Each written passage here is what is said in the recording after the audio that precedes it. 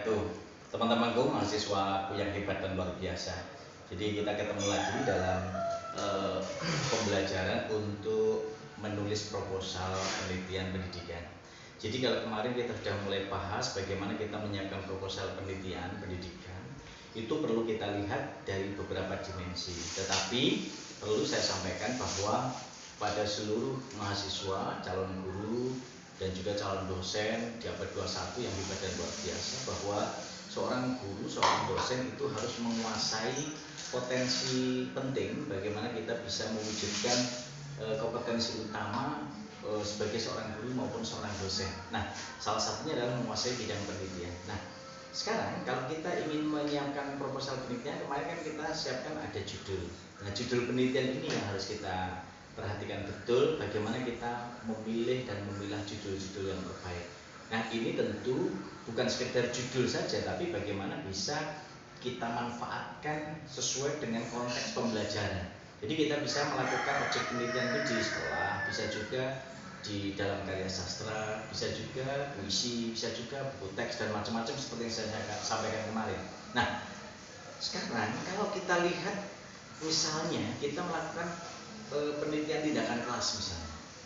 Jadi bagaimana kita menyiapkan penelitian tindakan kelas ini menjadi penting, bahwa seorang mahasiswa itu melihat berbagai kelemahan atau kesulitan siswa yang dikomunikasikan dengan guru. Maka disinilah nanti bisa kita lihat wawancara dengan guru sebenarnya problematika atau kesulitan-kesulitan yang dialami oleh para siswa di sekolah itu apa. Misalnya 4 keterampilan berbahasa, ini ada keterampilan menyimak, keterampilan berbicara, keterampilan membaca, dan keterampilan menulis. Nah, di antara 4 keterampilan ini ternyata setelah wawancara dengan guru, itu yang memiliki kesulitan adalah keterampilan menulis misalnya.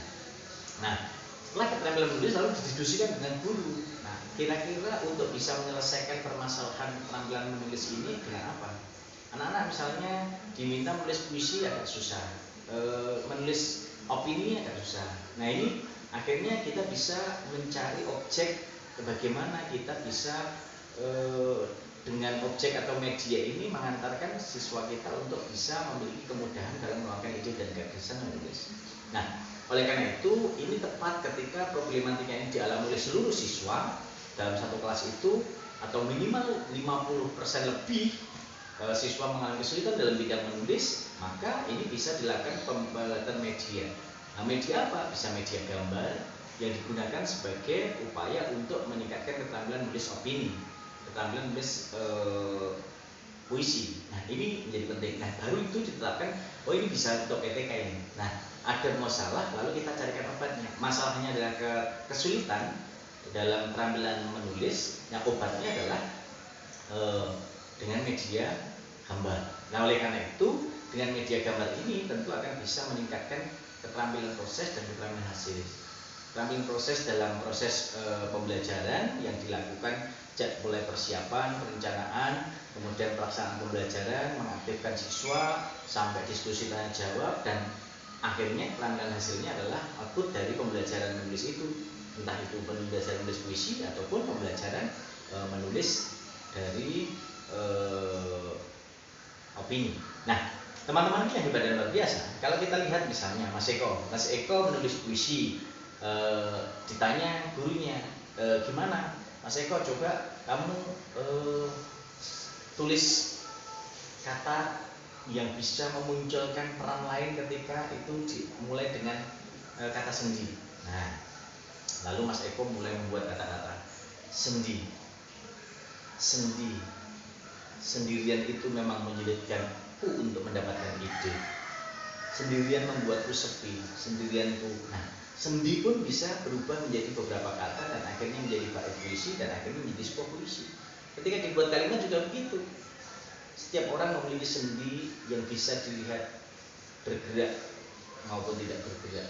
Persendian-persendian ini akan bisa mengantarkan sebuah inovasi. Nah, jadi sebenarnya siswa pun bisa diantarkan dengan media yang ada tersebut. Nah, baru nanti akan dijabarkan proses penelitian itu dalam proses pengembangan, dan inilah yang sebenarnya ketika kita ingin menggali ide dari judul sampai latar belakang masalah, kemudian penguatan proses yang nanti dihasilkan dengan kajian-kajian teori yang ada, penelitian yang relevan, itu tentu diawali dulu dari sumber kegelisahan. Jadi yang terpenting teman-temanku yang hebat dan luar biasa, ketika kita ingin mendiskusikan tentang proposal penelitian secara mendalam, tentu kita akan menguatkan judul penelitian dan latar belakang masalahnya. Jadi bagaimana kita mencari akar permasalahan untuk bisa menggali latar belakang masalah ini menjadi penting agar tulisan-tulisan kita itu, proposal kita itu betul-betul nanti menemukan titik temu dengan hasil yang memadai. Oleh karena itu teman-temanku yang hebat dan luar biasa, judul dan latar belakang masalah ini yang nanti betul-betul harus dikuatkan. Sekali lagi, bagaimana kita mencari atau menemukan apa yang menjadi kegelisahan untuk menjadi latar belakang masalah dari penelitian yang kita rumuskan sehingga menjadi judul penelitian yang menarik dalam penelitian kita.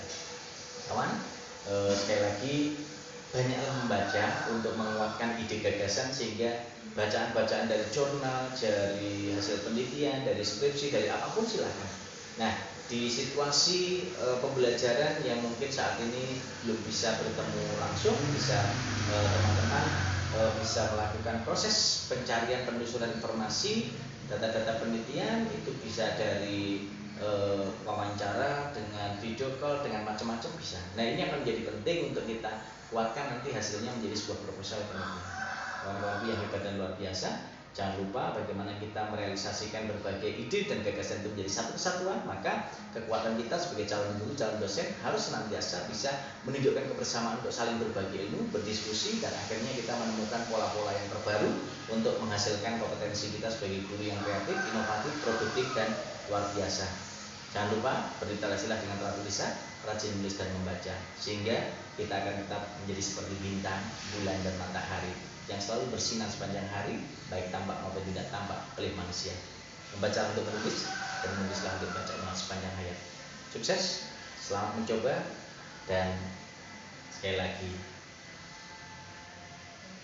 kita pasti bisa mewujudkan proposal penelitian yang berbobot dan berkualitas dalam bidang pendidikan bahasa dan sastra Indonesia. Salam sukses dan luar biasa. Kita ketemu dalam waktu dan gelombang yang berbeda, namun tetap semangat untuk belajar metode penelitian yang sama. Terima kasih. Salam sukses dan luar biasa. Selalu berliterasi dengan teratur lisan, rajin menulis dan membaca.